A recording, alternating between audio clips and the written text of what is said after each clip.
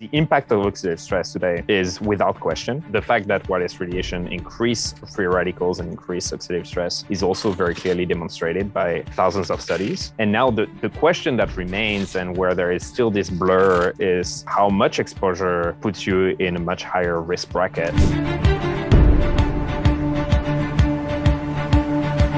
What's up, Captains? Today's episode is brought to you by Lambs. This EMF blocking clothing that I've got on right now, I'm wearing their t-shirt and their beanie because if you aren't yet familiar with EMFs, first off, you will be after today's show because I'm interviewing the founder and CEO of this company. So we get into the weeds on this stuff. But real quick, EMFs stand for electromagnetic fields, and they cause oxidative stress in the body, which has been proven to cause a whole host of issues.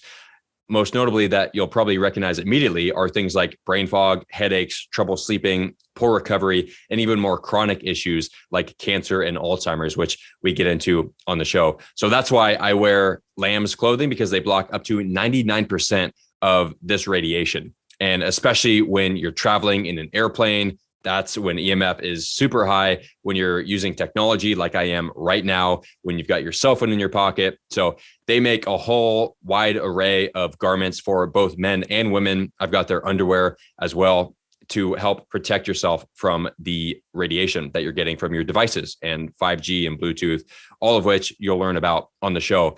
But I want to give you guys a discount to use, especially before Thanksgiving, because they are also a part of Feeding America. So for every product sold, they donate 5 meals. So just in time for Thanksgiving, you can help a hungry family get the food that they desperately need and protect yourself in the process. So all you got to do is go over to getlambs.com and enter code Captain Morgan to save yourself some money and donate 5 meals to Feeding America. It is a win-win for you and everybody out there who's hungry on Thanksgiving. So without further ado, let's get into today's episode with Arthur, the founder and CEO of Lambs. Hello, and welcome aboard another episode of the Captain's Lifestyle Podcast. This is your captain speaking, Taylor Morgan. On today's episode, we have a very special guest. His name is Arthur Menard de Calenge. Arthur is the founder and CEO of Lambs, an apparel company that makes EMF blocking clothing. Arthur has master's degrees in both biology and engineering and has been featured in Forbes 30 Under 30, GQ, Men's Health, and most recently, Bulletproof Radio, the #1 biohacking podcast with the one and only Dave Asprey. Arthur, if EMFs is just this woo-woo nonsense that doesn't cause any damage, how did you get featured in all those articles? It's a great question. It turns out that it's not so woo-woo nonsense as one might think. It's actually been a field that has been researched for over 30 years now. Actually, longer than that, but the real health concerns around it started in the 90s. And this has been an ongoing discussion since then with different scientists. There is obviously a lot of different moving pieces when it comes to this, which is how long it takes for different exposures to produce results, when harmful exposures to produce results, as well as the whole telecommunication lobby, et cetera, et cetera. But today we can say with certainty that EMF or electromagnetic fields have an impact on human health. And that's why we created Lambs. And the general idea of the company was to help reduce external stressors, such as EMFs, but we actually cover a little bit more than that, and we can talk about it later, and try and improve health passively as much as possible. And so obviously we're the very first clothing that has this idea of like improving your health just by wearing it, and that attracted quite a lot of attention. Yeah, because it's super easy. Like you don't have to go to the gym. There's no special diet that you have to worry about getting the right foods for. You literally just get dressed like you do every other day. Unfortunately, you won't get as jacked wearing going to the gym, but you should be getting that should help with quite a few health-related stuff. Absolutely, yeah. And then ultimately, it can help with gaining muscle, because once you reduce stress obviously plays a huge role in muscle gain. So once you reduce that, yeah, exactly, boost your recovery. So before we get into any of that, EMFs are harmful. I know EMFs are harmful for human health. A lot of listeners might not be so aware. So first, let's start off with defining what EMFs actually are. Yeah. So EMF stand for electromagnetic field. They're also pretty well known as radiation, and specifically wireless radiation. So radiation can be are defined throughout a whole spectrum. So it depends highly on the frequency of the radiation. The spectrum kind of starts at very low frequency EMFs. The Earth is actually producing some of them, to very, very high frequency radiation, such as gamma rays and nuclear radiation. In between, you've got the visible spectrum, and right before this visible spectrum, you have all the wireless radiation, what we usually call EMF, which would be cell phone, Wi-Fi, your microwave, and mostly any connected devices. And this is how they're communicating with the outside world. So any device today that is communicating wirelessly with the internet or with cell phone towers or with other devices in your home, including your car, that's how your car and your phone or your car and the internet are communicating through these invisible waves, which allows them to be interconnected. So the difference between the different EMFs are, as I said, their frequencies. So the number one radiation that we know about is nuclear radiation, for obvious reasons. These are very high frequency, very powerful radiation that can dislocate electrons from our DNAs and cause a variety of cancer. They're called ionizing radiation. Whereas EMF are a lower frequency that do not dislodge electrons, and they're called non-ionizing radiation. And a lot of the confusion of the woo-woo, as we discussed, actually comes from this denomination between the two types of radiation, which is, well, if it doesn't dislodge electrons, if it doesn't directly modify the DNA by direct exposure, then non-ionizing radiation can be not dangerous. And this is something that is not true. Non-ionizing radiation just have a different mechanism of harm. But there's been a ton of studies showing that exposure to this radiation is actually an environmental stressor that puts a lot of our body under a lot of oxidative stress. And by tons of studies, you're referring to the over 30,000 studies that have been done? That is correct. Yeah. Yep. And people still seem to think that it's not a big deal. So hopefully with this podcast and all the other reputable articles and podcasts you've been featured in, hopefully we can start to spread this message that it is something to pay attention to. And I think part of the problem is that people might not see the immediate effects. So let's talk about the acute stressors that you might notice, the things like brain fog and poor sleep and things like that, and then the more chronic conditions that take years to evolve. Yeah. So first off, it's interesting. Like as you said, and we're seeing this in the discussions we have with people. There is different levels of awareness about wireless radiation. What we're seeing today is roughly a third of the population is aware that they should pay attention to not being too close to the cell phone all the time, and that Wi-Fi can impact their health and sleep and whatnot.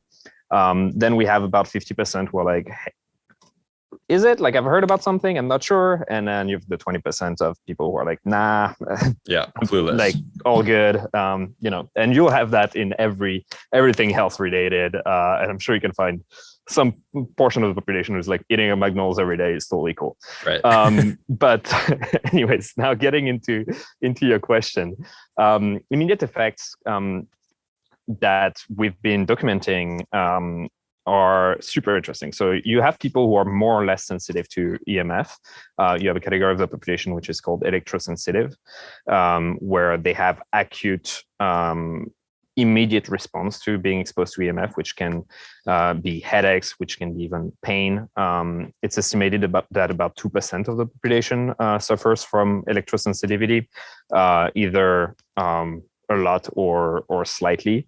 And then you have symptoms that affect all of us and that we've been able to document with our both pre-studies and our current customers. And the main immediate effects that are being seen are an impact on sleep, an impact on brain fog, fatigue, and finally, which can be linked with sleep as well.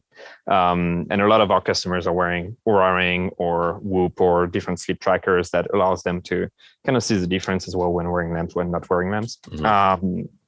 And finally, an impact on HRV, heart rate variability, which is a good indication of how well your body is currently recovering from either illnesses or training or what have you. Yeah. So I'm kind of linking the product here and the impact of EMF because the reality of this is that from an immediate action perspective of what's being felt, it's been very hard for studies to directly get a measurement of this when you don't have an actual. It's very hard to remove just the EMF portion from the lifestyle of someone, and with lamps, we're actually able to do this for the first time. Mm-hmm. And then the long-term impact, this is more linked with the biological mechanism of what's happening when exposed to wireless radiation. So I'm going to try not to nerd out too much, but effectively talking about what's voltage happening, gate calcium channels. Exactly. Yeah.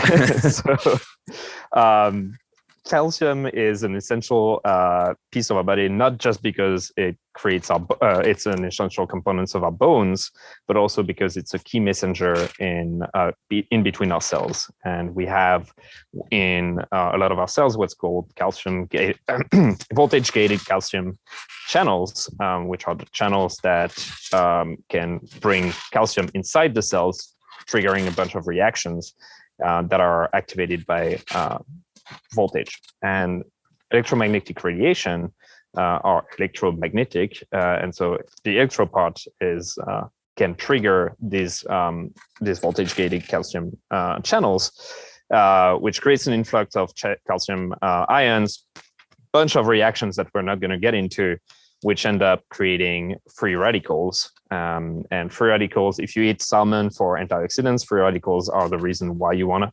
antioxidants in your body.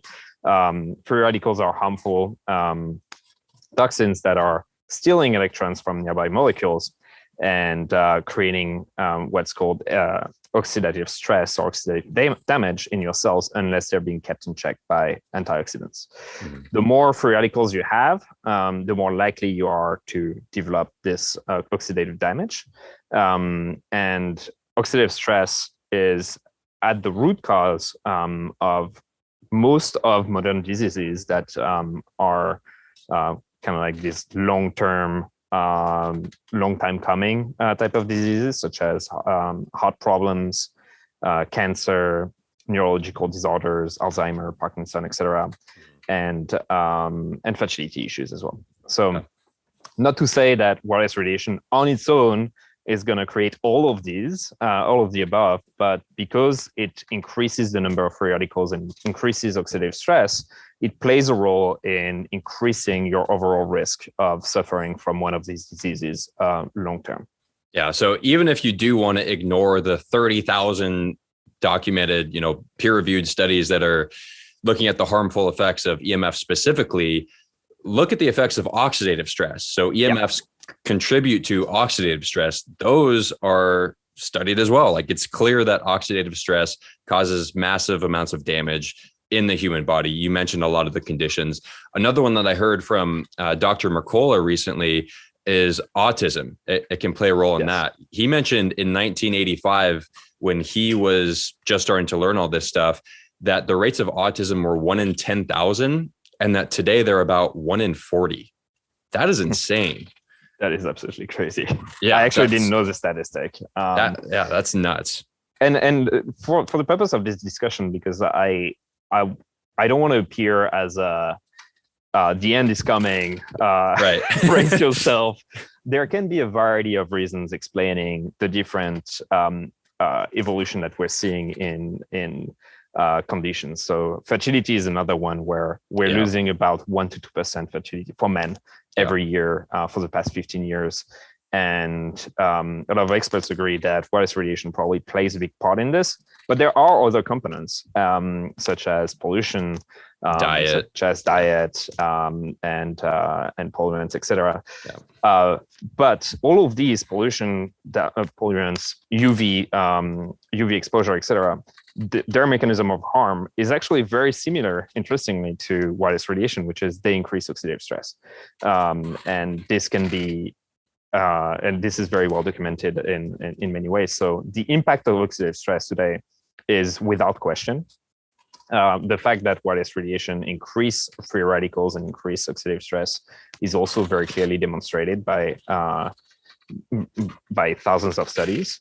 And now the question that remains, and where there is still this blur, is as to like, okay, well, how much exposure puts you in a much higher risk bracket?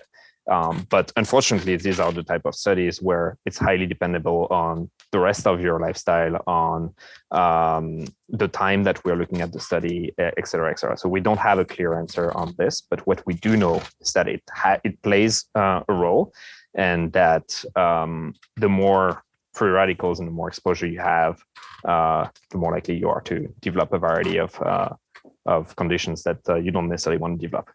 Yeah. And just to recap, go ahead and give a summary of both the acute and chronic conditions that EMFs have been proven to contribute to. Yeah. So a number of them. Heart disease is a big one. Cancer, obviously. So there's been a number of research on brain cancer, on testicular cancer as well, and breast cancer. Fertility has been a big one. So it's been over 10 years now that the biggest study that's been done, the question was done by the Cleveland Clinic, where they found that men carrying their cell phones in their pocket for more than 4 hours per day were experiencing roughly a 50% decrease in sperm count, as well as 30 to 50% decrease in sperm quality, depending on the factors that you're looking at. So morphology, speed, correct DNA, et cetera, et cetera. Neurological disorders, so oxidative stress contributes to Parkinson, Alzheimer, autism for kids during the development time. Everything that is linked with cognition, so brain fog, fatigue, memory can be affected as well, and generally sleep. So sleep is a super interesting one where your sleep can be disturbed by a number of external factors, and EMF is definitely one of them. And then obviously better sleep is linked with a variety of things, and finally recovery. And this is one that we're just foraging into currently. But what we've found so far is that by wearing lamps, we're increasing heart rate variability by about 20%. Wow. Which is big. It's a significant number, showing a significant improvement on how your body is able to handle itself, and how much having less stress is important for it. Obviously, that doesn't mean that you're going to be 20% more effective in your workouts. The link between, people can research HRV, the link between HRV and recovery.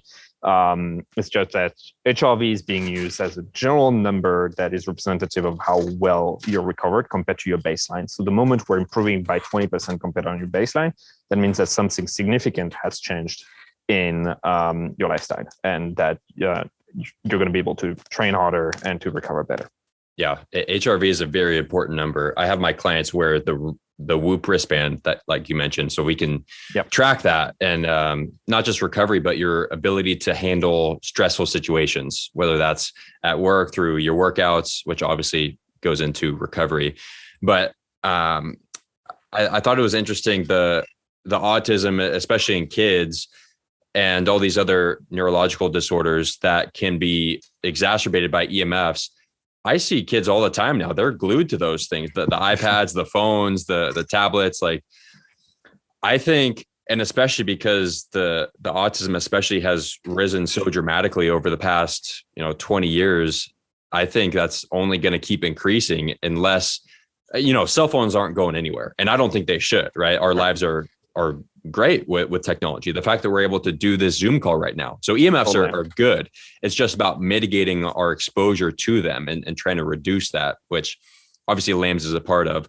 And so now let's get into some tips to minimize EMFs. Yeah.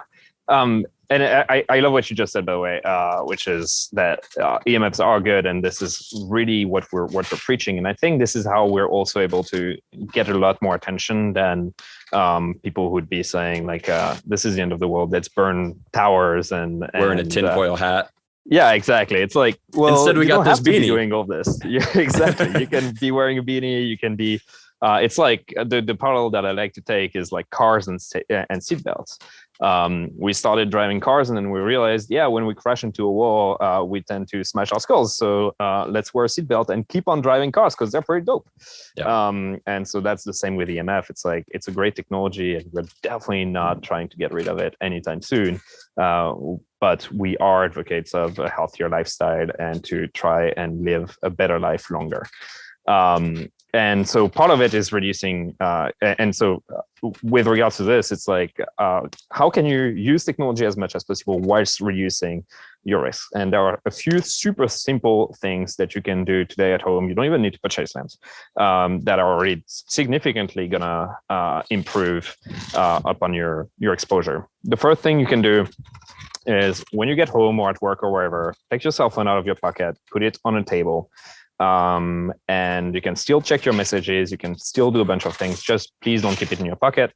It still is going to be on this table, and that's easy enough. The second part is when you're sleeping. If you sleep with your cell phone on your nightstand or under your pillow because of the alarm or whatever, please put it in airplane mode. You can still have your alarm. Just put it in airplane mode, and it's great. You won't be disturbed by this Instagram notification in the middle of the night. And when in airplane mode, the amount of EMF that are emitted by your phone are significantly smaller. There's still a tiny portion, but honestly, compared to when it's communicating with your Wi-Fi router or your cell phone towers, it's nothing.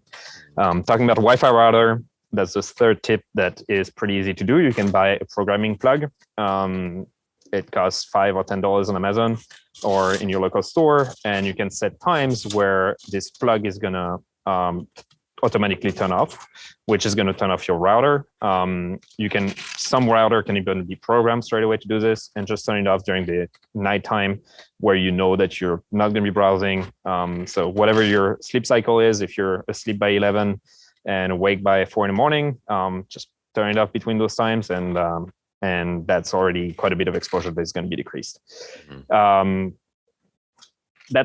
I would say that's the main ones. Like, all of these require no lifestyle change whatsoever. And there are small increments that you can do. And obviously, I mean, wearing lamps is the most comprehensive and efficient solution that is going to protect you by blocking all of the wireless radiation that reach your body. So we have clients who wear lamps specifically during the day, but we have other that wear it night and day to get the full benefit on sleep as well.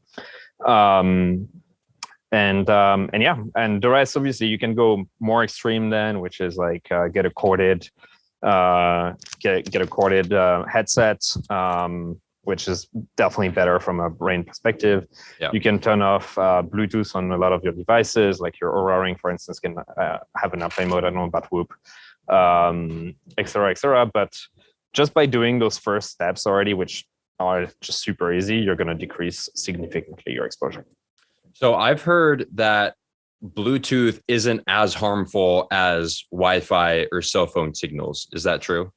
So it's hard to say. Bluetooth is a lower frequency. Generally speaking, it's widely accepted that the higher the frequency, the more damage is being done. That being said, because of the very specific mechanism of harm of wireless radiation, which is really like this cascade of reaction that we spoke about, that is initially triggered in your cell membranes by those gated channels. It's hard to know if Bluetooth is really less harmful than the rest of the radiation, because it might not be directly linked with exactly this frequency. So because of this, I'd say it's the frequency is definitely less than 5G or your Wi-Fi signal. And if personally I had to choose between the two, I'd choose Bluetooth over something else. That doesn't necessarily mean that Bluetooth is super safe today. And there's been quite a few concerns about the AirPods specifically, or wireless headsets that you put straight in your ears, especially since your ear canal is a direct access to your brain, where there's literally nothing, like there is no bones, there's nothing, like you go straight into the brain. And so even a lower frequency being so close to the source, and it's the same with your testicles as a man, if you're putting your cell phone in your pocket, or your breast as a woman, if you're putting your cell phone in your bra, or in a handbag that would be very close to your breast. The short answer is, honestly, it's hard to know specifically. I would still very much want to mitigate my exposure to Bluetooth if I were in anyone's shoes. Yeah, for sure. And I'll just say a few of the things that I do. You mentioned airplane mode. My phone is in airplane mode 90% of the time until I need to use it. So I tell my clients this too. Your airplane mode should be the default mode of your phone until you need to go in and get something done. If you can't, quote unquote can't, because you're just choosing not to keep it in airplane mode because who knows, you're waiting for a call, whatever. Then what you mentioned is a fantastic option to keep it on, but then keep it away from your body. The more distance you can create from it, the better. I used to have my Wi-Fi router on an on-off switch. Then I moved back home with my parents, and now it's on all the time. So now I got to be even more cognizant of these other strategies, like always using wired headphones. So these right now, they can be Bluetooth, but I use a wired connection. I don't use AirPods. I use just the regular wired Apple ones for the Bluetooth Air. You could also get Air tubes, which would be even better. And then also, what else? Obviously, wearing lambs is a huge benefit, which we're going to get into. But before that, I forgot to mention when we were talking about the risks of EMFs, I want to go over the difference between the effects for males and females, because I know that in women, the ovaries are some of the most affected organ. I think it is the most affected organ. It's like the ovaries, testes, brain, and heart, correct?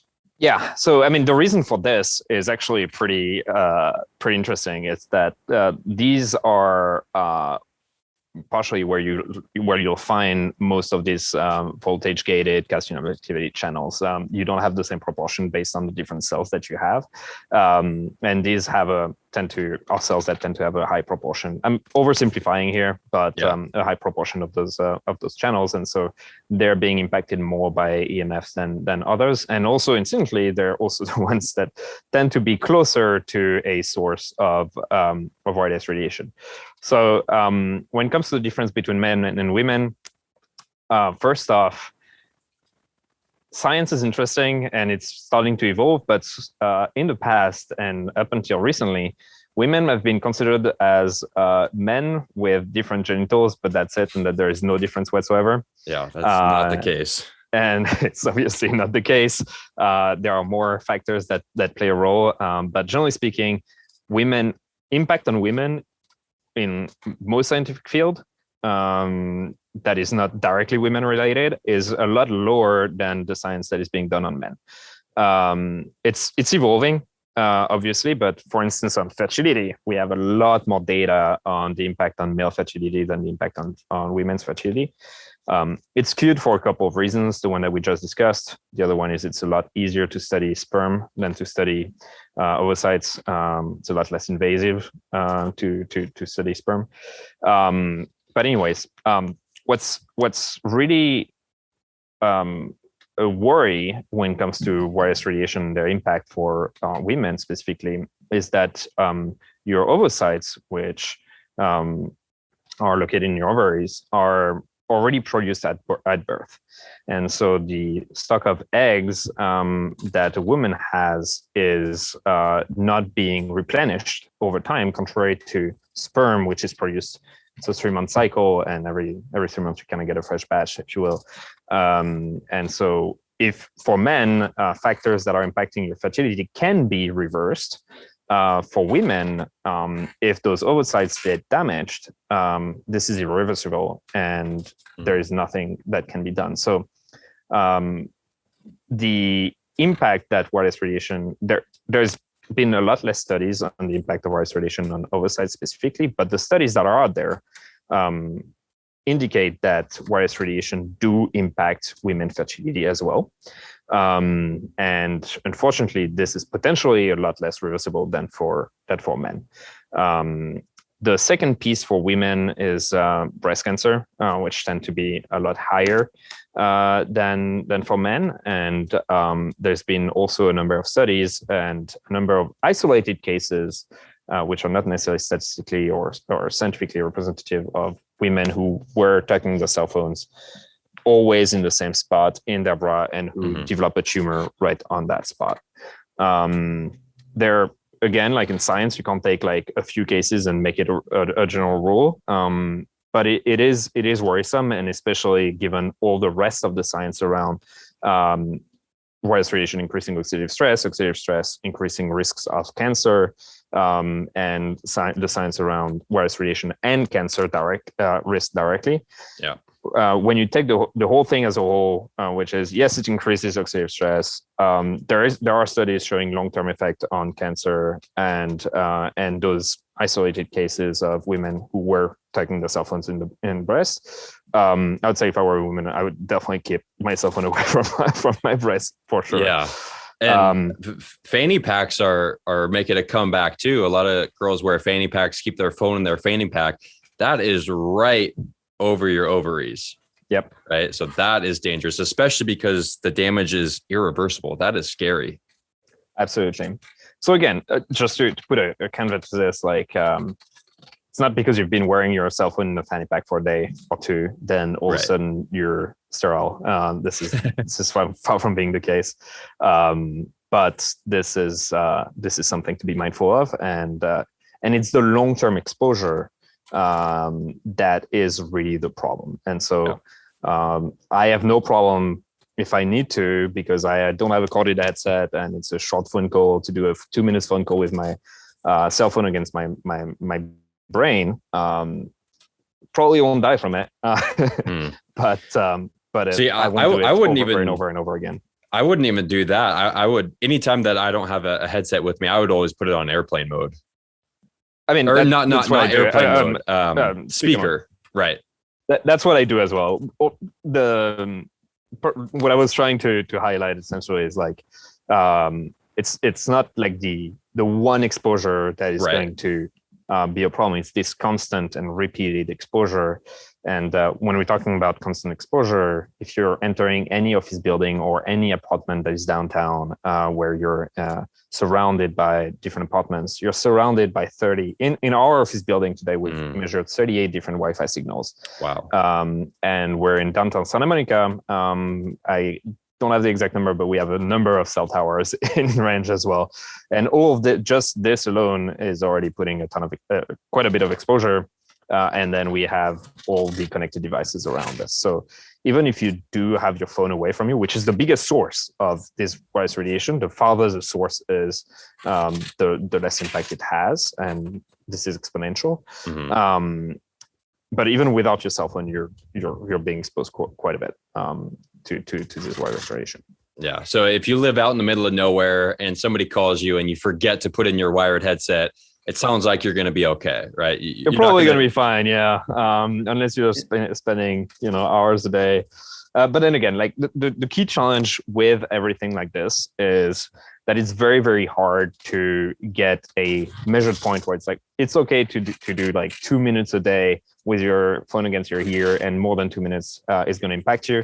It also depends on a variety of factors, which are your external lifestyle choices. Right. If you are eating, if you are smoking, eating junk food, drinking, not exercising, drinking, the impact of your cell phone is probably going to be a lot more than if you have a healthier lifestyle.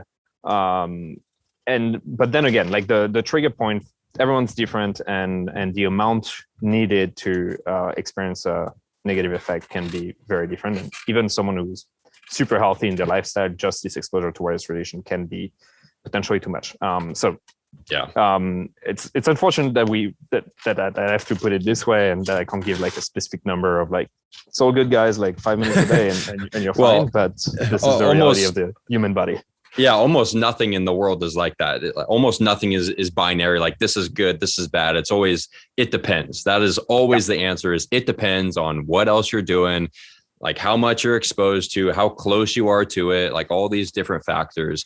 But, you know, in general, if you're just trying to do the best you can to avoid exposure, you should be pretty well off. And the scary thing is that the cell phone companies know this, don't they? Like, don't they give a warning on the phones? Like, don't hold this directly up to your head. Yeah. Actually, even in your iPhone, I think they've changed this recently, but they used to say that if you are more than, I think it's a half inch away from your cell phone, they don't guarantee anything. And from a safety perspective, no responsibility. So there's been a number of battles between cell phone companies and officials around this problem, and even scientists, by the way. Like it's unfortunately the reality of the world that we live in. Just like tobacco companies for 20 years, 30 years after the studies were conclusive on the impact, we're still like paying doctors and doing a bunch of different things to make you believe that it's fine. Shady shit. Yep. And in some ways, what all these companies are saying is like, hey, it's not black or white. Like all the studies that you're reading, like they're not necessarily well done. It doesn't isolate this one factor. Like they're playing on real stuff. But and I get their point, which is look, like we're not directly necessarily responsible for all the harm in the world, but and up to now, like the number of solutions is fairly limited. But anyways, I'm digressing. There's a great article that everyone can go and read if they're interested in learning more about the whole shady stuff that is going on behind the scenes. That was published on The Guardian, and it's called "The Inconvenient Truth of Cell Phone and Cancer." Okay. Perfect. And for everybody listening, this will be linked in the show notes. You guys can go read that article. Do you know if adequate levels of magnesium can help with some of these effects? Yeah, I mean, this is a question that is being asked fairly often. I don't have a definitive answer on this. And the reason for this is, again, because the number of studies that are being done specifically on this are too low. Mm-hmm. So on this, I can't pronounce myself. Okay.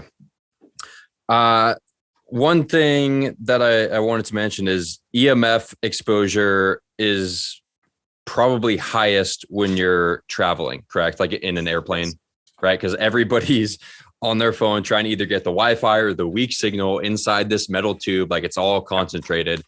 So that is primarily, like, I never will travel again without my lamb's clothing, just because I know that, and I've traveled with it since getting it, and I feel so much better, just because you're being bombarded. I think airports are one of the highest concentrations of sick people besides a hospital, right? Like just all these unhealthy people in one place, and you look around and you're like, wow, like nobody knows, like there's no good food you can get in the airport. Everybody's on their phone, people are jet lagged. It's like, it's an ugly place. So all that being yesterday, so from a flight, and I I fully agree with you, especially on the food perspective. Yeah. I always fast when I travel.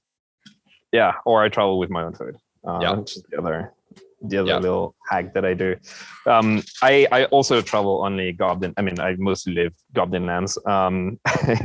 And there are a couple of reasons for that. As you said, like the exposure when traveling is much higher. You're essentially in a metal tube, which tends to keep radiation inside. This is kind of the concept of any conductive metal and that's kind of it's the principle that we use to create our garments, and we can talk about it in a bit. But you're in a tube that will just, where the radiations are going to ricochet inside the plane. You have the instruments of the plane itself that are emitting EMFs. You have all the passengers using devices in the train to connect to Wi-Fi, etc. And you also have the X-ray machine as you're going through the airport, and you have to be scanned, which is a big source of EMF. And what happens if you wear a lamb shirt through there? Do they not detect a torso or what? They don't, so you get a pat down. I can tell you that, because that's the side effect of wearing lamps when going through this machine. The good news is you'll be safe from the exposure to EMF in the machine. The bad news is you'll most likely get a pat down. And I've just gotten used to it. So I go through the machine, I wait for it to light up yellow. I tell them I'm wearing radiation-proof clothing, and they give me a pat down, and we're good to go. Yeah. Little tip for that: apply for TSA pre, so that'll save you some time, so you don't get don't miss your flight. Okay, so now let's talk about lambs, because I want my listeners to be able to take advantage of this, especially all the entrepreneurs out there. They got to travel a lot for work, which we just talked about. Being in an airplane is one of the worst spots for EMF. Also, being an entrepreneur, you're always on technology, your phone, your computer, your laptop. Speaking of which, don't put your laptop on your actual lap, right? That's right next to your balls. Unless you're wearing lamb's underwear, of course, which I have right here as well. So let's talk about how they work exactly. Like, this is not just another piece of cloth. Yeah. So with lambs, we created the world's first radiation-proof clothing. And we did this by using a principle that, we got the idea originally from spacesuits, because they are radiation-proof as well due to the insane amount of radiation that astronauts are exposed to when in space. Yeah. But those spacesuits were created on a principle that is known for hundreds of years now, called a Faraday cage, or electromagnetic shielding. It's a physical concept that essentially dictates that wireless radiation, or EMF, cannot penetrate a mesh of conductive fibers so long as the size of the holes of the mesh is smaller than the wavelength of the radiation. So that's kind of a mouthful, especially if you're not coming from a technical background. So the best way to picture this, for those looking at the video, I've got this grid behind me, and I'm definitely not gonna fit my body through this grid if the size of the holes of the grid is smaller than my head. So that's the general concept around it. It needs to be conductive material. We're using silver fibers in our case, which have other benefits to it that I'll get in a minute. And then the second piece is you need to cover enough surface to have this electromagnetic shielding effect. And it doesn't necessarily need to be fully closed. It's better if it is. But the key is to have enough surface to get this effect. So just like with a fence, if you have 1 yard of fence, that's probably not going to keep anyone off your property. But if you have a massive property and you only fence off a couple miles from each side of the road, you're probably better off already than most. Yeah, and I was going to say, on that note, another company a while ago, like last year sometime, sent me a pair of their EMF blocking underwear. But upon further inspection, it looked like the only part that was protected was the crotch. Talk about how that might do even more harm than good. Yeah. Unfortunately, after, especially in the past couple of years where lambs was fortunate enough to get quite a bit of exposure, we've seen a lot of people trying to get into space and reproduce what we've been doing.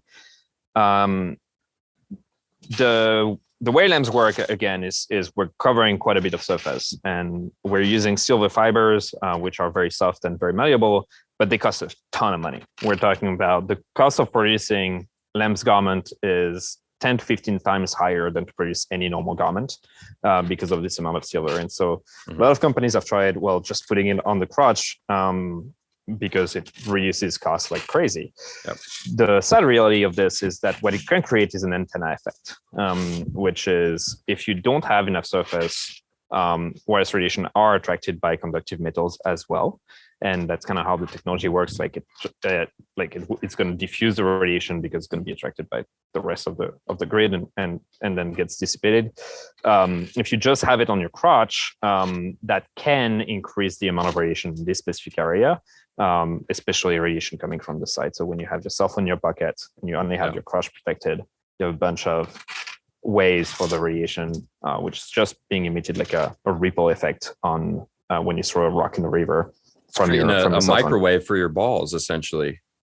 It's helping with this, or it can help with this. I haven't tested all the products on the market, but those that we did test were increasing the amount of radiation, and so is the case for the most cell phone cases as well, which have a conductive part in the back of the cell phone, thinking that they're going to be protecting from the antenna. The reality of it is your cell phone, when the antenna is being distorted by something like this, is going to start emitting more to get signal. And that's why with lamps, we created garments that shield your body directly instead of creating something that shields the radiation from the device. Because if you're doing so, either it's effective and your device is not communicating with the internet or cell phone towers anymore, or your device is going to try harder to get connected, and that's going to increase your exposure. Yeah, that's the reason why, again, being on an airplane is so damaging, because the signal is so weak. So your phones are trying even harder to get that signal. So just when you don't have signal, or where you have a weak signal, your phone is going to try extra hard. That's the general rule. So especially, if you're in an area, if you're in the middle of the desert, the mountains, and you don't have phone signal anyways, put it in airplane mode, you're going to save a lot of battery and you're going to save a lot of exposure. Yes. Okay. So we talked a little bit about how it can protect us from EMFs. It's also antimicrobial because the silver, correct? Yeah. Or antibacterial. So this is one of the side effects of using silver that is very beneficial, is that silver fibers are hypoallergenic. So no one's is getting any allergy from it or any reaction. You can wear it against your body. It's actually recommended in some skin conditions as well, because of the antimicrobial effect. And being antimicrobial reduces the smell from sweat comes from bacteria in the sweat. And so that also means that the garment is anti-odor. So we've had people experiment with this in some situation where they had to stay at the hospital with a loved one without a change of clothes and just wearing lamps. And after a few days, they're still smelling okay. So that's a nice side effect. We do recommend changing it once in a while. But in a pinch, in a pinch, that's good, especially for the underwear too. I wish I would have had that in the Marine Corps back when we would spend days upon weeks without any showering, which I won't go into the smell here, but it got pretty gnarly. So yeah, that's definitely an added bonus. And for all you guys thinking like it's made of silver, it must not be very comfortable. That is not the case. I'm wearing a lamb shirt right now. I've got the beanie. It honestly just feels like normal clothes. Like if nobody told you, you wouldn't even be able to tell the difference. And that's actually where we spent most of our time developing the product. So the current product that is out there is the result of actually years of research and development. And we went through hundreds of iterations of the fabric to get to a point where we have a fabric that is soft and that is comfortable. And that honestly, a lot of people are telling us that it's more comfortable than a lot of the garments. Mm-hmm. And this is really where we want it to be, because we don't want you to think about, well, I got to compromise between wearing something that I like and enjoy and that is comfortable and good looking, and having this and removing this exposure. We're just trying to make it as plain and simple. The last bit of added benefit of the garments, especially for the t-shirt, is that we are rated UBF 50 plus. So UBF is the SPF version for clothing, which is how much it's blocking UV radiation. Exposure to sun exposes you to ultraviolets, which are harmful as well because they increase oxidative stress. We're coming back to this. And most normal clothing a normal t-shirt is usually UBF 5, which means that they block about 20% of harmful ultraviolet. With a rating of UBF 50 plus, we're blocking 98% plus of harmful ultraviolet with our t-shirt, which goes against to contribute to less free radicals, less oxidative stress, and overall the same benefit that you get from eating antioxidants in your diet. Okay. When does that only becomes a problem with too much exposure, correct? Because I'm out in the sun a lot, shirtless. I tell people get as much sunlight as possible. The sun is good for you. Obviously, there's a point of limiting returns where it becomes more harm than good. If you get sunburnt, for example, that's obviously not good. Yep. And I mean, there's a lot of benefits of being in the sun. Vitamin D is an obvious one. And I as much as I can do my calls outside, and I'm currently outside. It's the repetitive exposure to sun that can be damaging, especially when not wearing sunscreen. So it's kind of an added benefit where your normal t-shirt filters a bunch of the rays of the sun, but kind of lets through the ones that are truly responsible for the problems in your body, which are ultraviolet. So especially if you're sunburnt, this would be a shirt that you want to wear. For sure. Awesome. Okay. So talk to us about the different garments that you do make. So we got the beanie, I'm wearing it, the t-shirt, I'm wearing it, the underwear, which I don't wear as much just because honestly, I go commando all the time. When are you guys coming out with shorts? I got to have some shorts. This is so funny. I got a question recently, which was like, how do you do it when you're going commando? And I was like, who goes commando? Well, now I know. And I envy you, man. This is on the roadmap. We actually, every product development is a very long cycle, specifically because of what I said before. Like, we're not trying not to compromise on quality and to really try to be the piece of clothing that you want to wear, independently of the beneficial properties of it. So we spend a lot of time and effort into making the right clothes. So shorts are going to come eventually. We have a bunch of different products that are on the roadmap, but the way we started is contrary to any other clothing company. We actually don't view ourselves as a clothing company. We view ourselves as a health and wellness company. Is by focusing on what are the organs that are most exposed to and where can we make the biggest difference. So underwear was for people carrying the cell phones in their pocket, pretty obvious, protecting the genitals. We have the beanie, we have a hat. It doesn't have that big of a lamp on it. This is my, they're here to protect the brain. The t-shirt protects your gut as well as most of your essential organs, actually, including the heart. And we have a belly band for pregnant women who, the shirt at some stage starts to be a bit small. And finally, we have baby onesies and baby blankets for your little loved ones. We've talked about exposure potentially increasing autism. The smaller your body absorbs wireless radiation and your tissue absorbs wireless radiation. So if you're super muscular, that's going to help protect your heart from the impact of wireless radiation. A baby, unfortunately, is very tiny. And so the amount of radiation that is being absorbed by both its brain and other organs is much higher than an adult. So this is our newest line as well. You heard it here first, guys. Get jacked and wear lambs. Protect you from EMF. That'll be the tagline of this podcast. Get jacked, wear lambs. EMF protection all around. Awesome. Okay, so yeah, just to recap, we got underwear, male and female, t-shirts, male and female, shorts. Not currently, they're coming. We got hats, beanies, the pregnant. What'd you call it? What? Pregnancy band. Pregnancy band, baby onesie, and also long sleeve shirts. I saw those coming out too. Yeah. Yep. Okay. We do have long sleeve men and women as well, which just came awesome. Last thing that I'll mention that I think is super cool, a nice little added bonus, is that you're partnered with Feeding America, correct? So Yes. for every purchase, you donate 5 meals. That is correct. So we actually, this is a policy that we started when COVID hit, interestingly, back then we were still, much smaller than we were today, but we figured that we were fortunate enough to be internet-based and direct to consumer, and so a lot less affected than other people in different industries that got completely wrecked during COVID. And so, we decided that we were trying to do our part. And aside from the obvious mission that we're on to help you be healthier longer, we figured that for some people, health started by having a meal a day at least.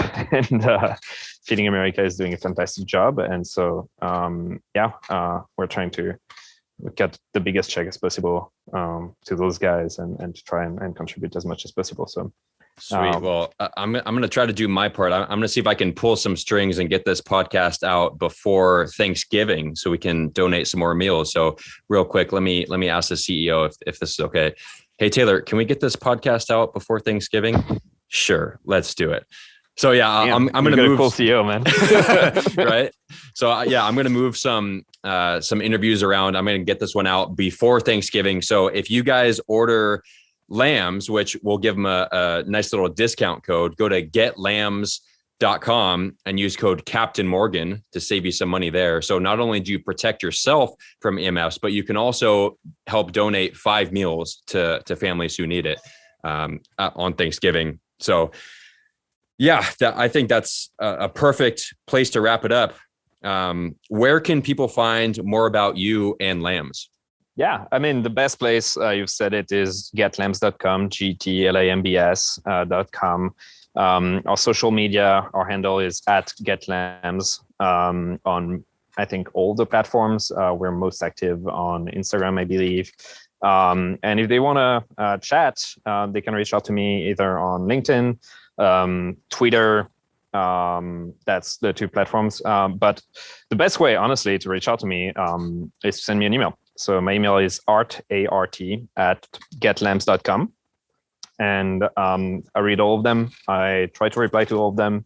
You may have to wait a couple of days or sometimes a couple of weeks. We do get a lot of them, but that's how we get a ton of feedback from our customers. And so if you do end up purchasing some lambs for yourself, you will receive an email from me asking you a few questions, and that is directly coming from my inbox, and that is landing in my inbox. Always love to chat with you guys and see how we can best develop our current and next iteration of the products and the brand to best serve your goals of staying healthy and living a better life. Shorts are coming. All right.